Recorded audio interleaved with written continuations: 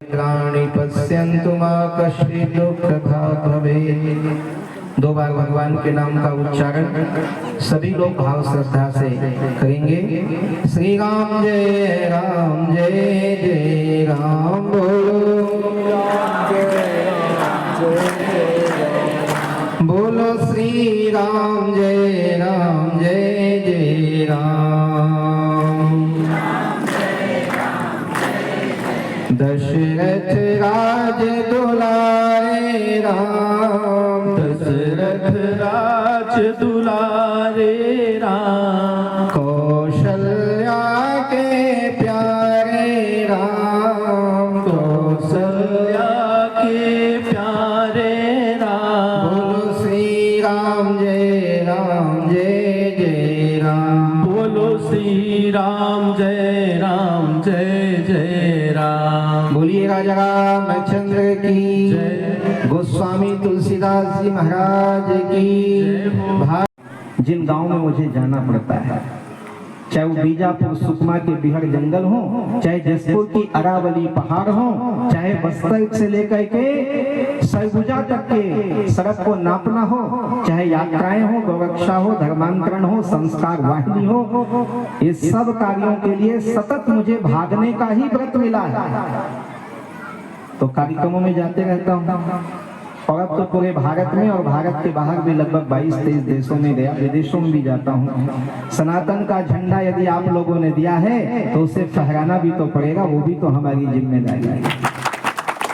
तो इसीलिए कई बार वहां जाते हैं तो मुलाकात नहीं होती है। और दूसरी शिकायत बहुत जोरदार करते हैं बालोद जिला वाला।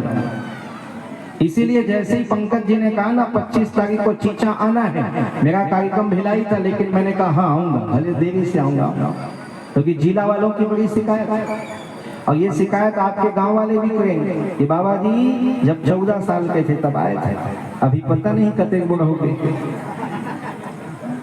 कितने साल बाद आए। तो मैं आप लोगों से कहना चाहूंगा, ये दूसरी शिकायत में मैं सहमत नहीं हूं। यदि चीचा वाले हर साल बुलाएं, साल में 5 बार बुलाएं, तो भी मैं आने को तैयार हूं।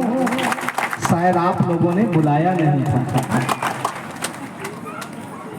ईमानदारी से बता दो, हमन बलायन महाराज नहीं है, घमंडी हो गई के 1000 मांगो तेला बताओ, गाड़ी मोटर के खर्चा मांगो तेला बताओ।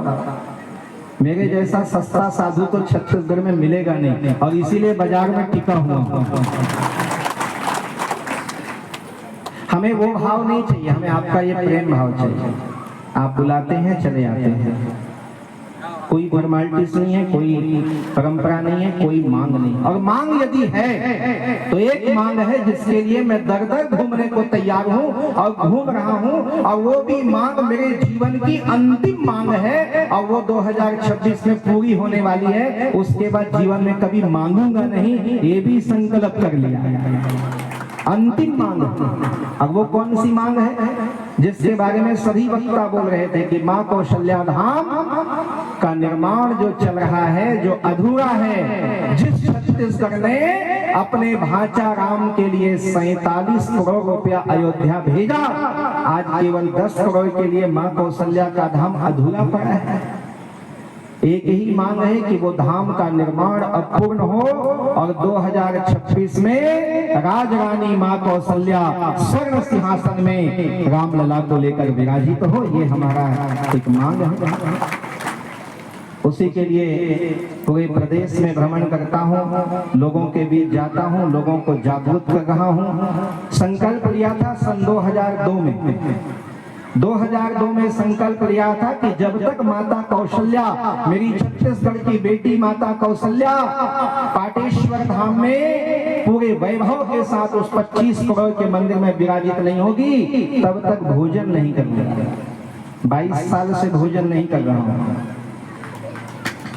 ये इसलिए नहीं बता रहा हूँ कि आपको पता नहीं, बहुत लोगों को पता है, लेकिन एक संकल्प था। बड़े हर्ष की बात है कि 2026 में वो संकल्प पूरा होने वाला है। फिर से भोजन करूंगा, लेकिन एक संकल्प और लेने वाला हूं 2026 में कि जीवन में अब कभी मांगेंगे नहीं, मांगना बंद, एक ही मांग है। आज तुलसी जी के पावन जयंती को हम यहाँ मना रहे हैं। आज तुलसीदास जी के नाम पे हम कार्यक्रम कर रहे हैं। मुझे बड़ा घोर आश्चर्य होता है कि छत्तीसगढ़ एक ऐसा प्रदेश है जहाँ विश्व की सबसे ज्यादा रामायण मंडली रहती है। पूरे भारत में भगवान राम को मानने वाले हैं। राम ने जहाँ जन्म लिया उस उत्तर प्रदेश में भी इतनी रामायण मंडली नहीं है जितने छत्तीसगढ़ में है। लगभग 55,000 रामायण की मंडली छत्तीसगढ़ में। आप बताइए 11,000 ग्राम पंचायत, कितने गांव, 50,000 से ऊपर रामायण मंडली छत्तीसगढ़ में है। हम तुलसी मानस प्रतिष्ठान के साथ यहाँ बैठे हैं। मैं उसका संरक्षक भी हूँ, मैं उनके साथ कंधे से कंधे मिलाते चलता हूँ। लेकिन ये कहना पड़ता है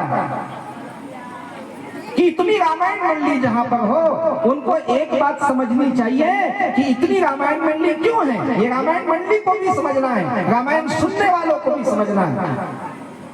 इतनी रामायण मंडली छत्तीसगढ़ में इसलिए है क्योंकि राम तभी हुए जब कौशल्या हुई, और कौशल्या तभी हुई जब छत्तीसगढ़ हुआ। ये कौशल्या की जन्मभूमि है, इसलिए यहाँ सबसे ज्यादा रामायण मंडली है। सबसे ज्यादा रामायण की पुस्तक कहीं बिकती है तो गीता प्रेस गोरखपुर कहता है कि सबसे ज्यादा रामायण तब भी आज भी बिकती है तो छत्तीसगढ़ में बिकती है। हर घर में रामायण होना जरूरी है, ये छत्तीसगढ़ है। ये अलग बात है कि पढ़ते नहीं, पहले पढ़ते थे, हर घर में रामायण पढ़ते थे। सुबह नहा के आए और कहे कि चाय बनते तक 2 पेज रामायण पढ़ लेता हूँ। चलो घर से निकलने पहले 4 चौपाई पढ़ लेता हूँ। माताएं बहनें भी घर का काम धंधा समेट के दोपहर को बैठ जाती थी, सास बहू ननद देरानी जेठानी, और पड़ोस की भी आ जाती, चलो तुम पढ़ लो मैं टीका बता दूंगी। और ऐसे रामायण पढ़ा जाता था दोपहर में माताओं के द्वारा। हमने ये सब दृश्य देखा है, हम सौभाग्यशाली। बचपन में हमने ये सब देखा है गांव गांव। लेकिन आज दुर्भाग्य की बात है, अभी बहुत सारी समस्या यहाँ बताई गई, बहुत सारी समस्या। मैं तो पूरे भारत में जाता हूँ, अलग अलग प्रदेशों में जाता हूँ। एक पत्रकार मेरे पीछे लग गया। छत्तीसगढ़ के जंगलों में नक्सली है, आतंकवादी है। क्यों है? मैंने कहा इसलिए है क्योंकि उन जंगलों में पहले ऋषि मुनि होते थे, अब ऋषि मुनि छोड़ दिए तो नक्सली लोग चले गए। उन्होंने कहा इसका उपाय क्या है? इसका उपाय वही है जो त्यागी महाराज ने 1975 में किया। अब उस घनघोर जंगल में जाके तपस्या करने बैठ गए। ऐसे संत लोग अब सड़क और शहर को छोड़कर पुनः जंगलों में आ जाए, अपने आप चोर डाकू नक्सली भाग जाएंगे जंगलों से। हम आप लोगों से कहें कि रामचरितमानस का पठन पाठन कम होने के कारण ही हमारे देश में ये सारी कुप्रथाएं चालू हुई।